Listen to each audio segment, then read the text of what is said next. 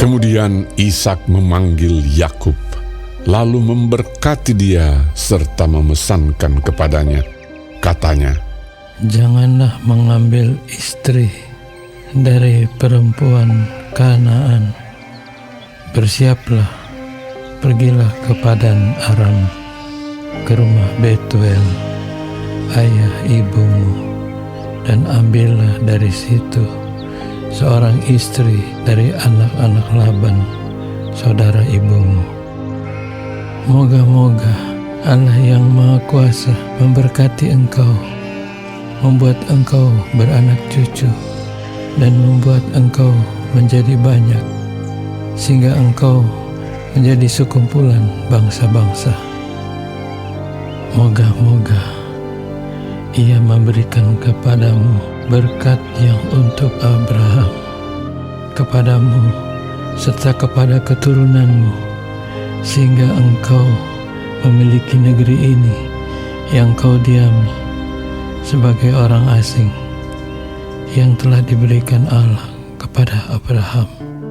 Demikianlah Ishak melepas Yakub, lalu berangkatlah Yakub ke Padan Aram, kepada Laban anak Betuel, orang Aram itu, saudara Ribka, ibu Yakub dan Esau. Ketika Esau melihat bahwa Ishak telah memberkati Yakub dan melepasnya ke Padan Aram untuk mengambil istri dari situ, pada waktu ia memberkatinya, ia telah memesankan kepada Yakub, "Janganlah ambil istri dari antara perempuan Kanaan." Dan bahwa Yakub mendengarkan perkataan ayah dan ibunya dan pergi ke Padan Aram. Maka Esau pun menyadari bahwa perempuan Kanaan itu tidak disukai oleh Ishak ayahnya. Sebab itu ia pergi kepada Ismail dan mengambil Mahalat menjadi istrinya, di samping kedua istrinya yang telah ada. Mahalat adalah anak Ismail, anak Abraham, adik Nebayot. Maka Yakub berangkat dari Beersheba dan pergi ke Haran.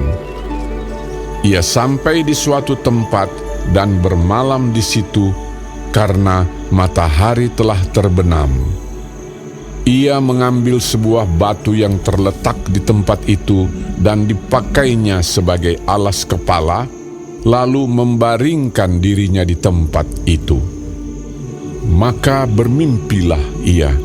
Di bumi ada didirikan sebuah tangga yang ujungnya sampai di langit, dan tampaklah malaikat-malaikat Allah turun naik di tangga itu. Berdirilah Tuhan di sampingnya dan berfirman, "Akulah Tuhan, Allah Abraham nenekmu dan Allah Ishak. Tanah tempat engkau berbaring ini akan kuberikan kepadamu dan kepada keturunanmu. Keturunanmu akan menjadi seperti debu tanah banyaknya, dan engkau akan mengembang ke sebelah timur, barat, utara, dan selatan. Dan olehmu serta keturunanmu, semua kaum di muka bumi akan mendapat berkat.